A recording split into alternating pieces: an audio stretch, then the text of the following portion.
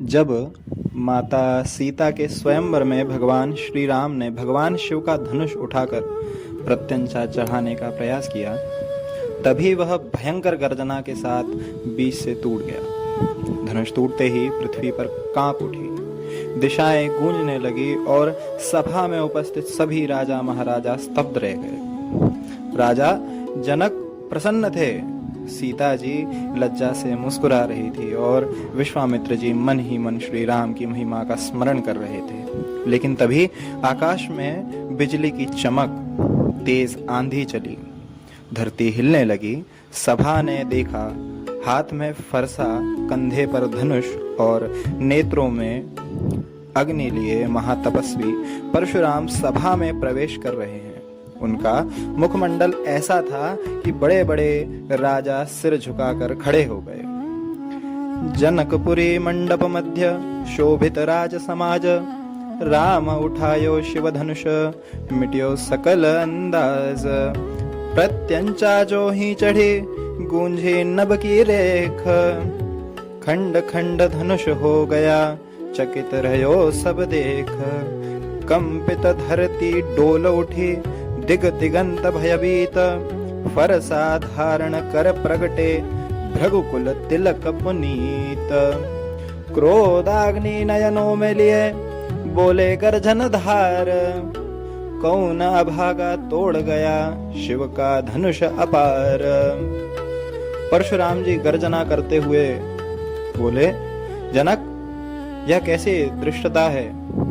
किसने मेरे आराध्य भगवान शिव का धनुष तोड़ने का दुस्साहस किया? शीघ्र बताओ, अन्यथा यह सभा मेरा क्रोध की अग्नि में भस्म हो जाएगी। सभा में सन्नाटा छा गया। जोड़े कर जनक कहे, सुनिए मुनिवर राय, रघुकुल नंदन राम ने धनुष उठायो आज। प्रत्यंचा चढ़ते समय भंग भयो यह आप, कछु अपराध नहीं कीन्ही, नहीं कोई संताप। राजा जनक विनम्रता से बोले, भगवान, यह कार्य अयोध्या के राजकुमार श्री राम ने किया है। परशुराम का क्रोध और बढ़ गया। उन्होंने राम जी की तरफ देखा कि दो बालक हाथ जोड़कर विनम्रता से उनके समक्ष खड़े थे। परशुराम बोले, बालक, क्या तुम जानते हो कि यह धनुष किसका था? क्या तुमने इसे खिलौना समझ लिया था? राम बड़े प्रेम से बोले, राम झुकाए शीश तब, बोले वचन सुहाय, गुरु आज्ञा से धनुष उठायो, दोष न मोह पे आय। सेवक मैं गुरुदेव का, नहीं मन में अभिमान, स्वयमेव ही टूट गयो, शिव धनुष महान। भगवान, मैं तो गुरुदेव की आज्ञा से धनुष उठाने गया था, उसे तोड़ने का मेरा कोई अभिप्राय नहीं था। प्रत्यंचा चढ़ाते समय वह स्वयं ही टूट गया। राम का उत्तर सुनकर सभी लोग प्रभावित हुए, परंतु परशुराम का क्रोध शांत नहीं हुआ। तभी लक्ष्मण जी मुस्कुराने लगे। उनकी मुस्कुराहट देखकर परशुराम जी ने पूछा, बालक, तुम क्यों हंस रहे हो? लखन अधर पर हास लिए, बोले मंद मंद, मुनिवर धनुष पुरातन लागे, जीर्ण भयो बहुछंद। मुनिवर, मैं तो सोच रहा हूँ कि यह धनुष बहुत वृद्ध हो गया है, वर्षों से पड़ा पड़ा कमजोर हो गया होगा।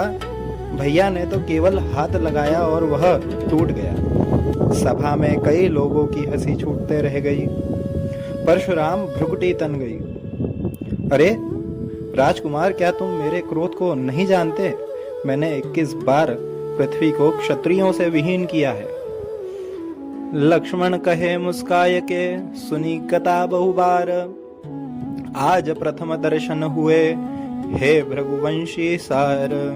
21 बार मिटा दिए क्षत्रिय यदि संसार, फिर यह सब राजा कौन है, बैठे यहीं अपार। लक्ष्मण बोले, जानता हूं प्रभु, आपके क्रोध की कथा तो बचपन से सुनते आए हैं, किंतु आज प्रत्यक्ष दर्शन हो रहे हैं। महाराज, आपने 21 बार पृथ्वी को क्षत्रियों से अवश्य विहीन किया होगा, परंतु आज यहाँ उपस्थित सभा क्षत्रिय सकुशल खड़े हैं। लगता है 21 बार के बाद फिर नई पीढ़ी आ चुकी है। सभा में दबे स्वर में हंसी फैल गई। परशुराम का फरसा कांप उठा और बोले, दुष्ट बालक, मृत्यु तुम्हारे सिर पर नृत्य कर रही है। लक्ष्मण ने हाथ जोड़कर कहा, मुनिवर, मृत्यु तो सबके सिर पर नृत्य करती है, किंतु आपने उसे विशेष निमंत्रण दे रखा है क्या? अब तो कुछ ऋषि भी मुस्कुराने लगे। श्री राम ने पूरी परिस्थिति को देखते हुए लक्ष्मण को संकेत किया कि भाई शांत हो जाओ। लक्ष्मण तुरंत चुप हो गए, पर चेहरे पर मुस्कान बनी रही। परशुराम बोले, राम, तुम्हारा भाई बड़ा वाचाल है। राम जी बड़े विनम्रता से राम जी ने कहा, राम कहे कर जोड़कर मुनिवर करे न रोष, बालक बुद्धि चपल बहुत क्षम्य करे यह दोष। आप तपोबल सिंधु हैं, हम सेवक अति दीन, कृपा दृष्टि रख दीजिए, हो जीवन धन्य प्रवीण। राम जी बोले, भगवान, वह बालक है, कृपा करके उसके वचनों को अपराध न माने। प्रभु, आप तो तपोबल के सिंधु हैं, हम आपके तुच्छ सेवक समान हैं। आप हम पर कृपा दृष्टि रखें, जिससे हमारा जीवन धन्य हो सके। परशुराम ने कुछ शांत हुए, फिर बोले, यदि वास्तव में तुम वीर हो तो यह मेरा वैष्णव धनुष लो, इसे चढ़ा कर दिखाओ। यह सुनते ही सभा का वातावरण गंभीर हो गया। परशुराम ने कहा, धनुष श्री राम को सौंप दिया।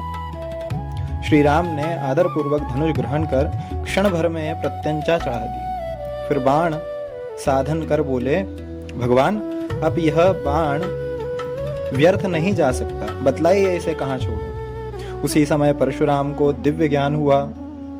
उन्होंने देखा उनके सामने कोई साधारण राजकुमार नहीं, स्वयं भगवान विष्णु खड़े।